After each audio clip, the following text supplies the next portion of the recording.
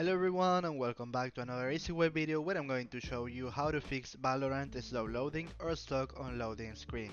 Well, the first thing we can do is right click the Valorant game, go to properties and go to compatibility and press run this program as an administrator and press accept. So if this solution works for you, just perfect, excellent, and if that doesn't work, you have to do the next thing.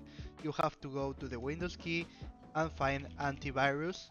So you press this option, and once you're here, you have to go to configuration and disable real-time protection. The next step, if that didn't work, you have to go to the Windows button again, write CMD and press run as an administrator.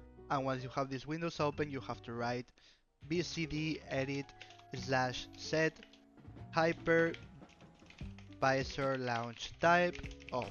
Then you write exit, and if that worked, excellent. I have the last solution for you. The only thing you have to go is right in the Windows key Firewall, press the first option. You have to go to enable or disable Firewall from Windows Defender, and here you have to disable these options. So if this video helped you to fix the problem on Valorant, please subscribe, comment, share, like, and press the bell in the subscription button. See you next time, and easy way.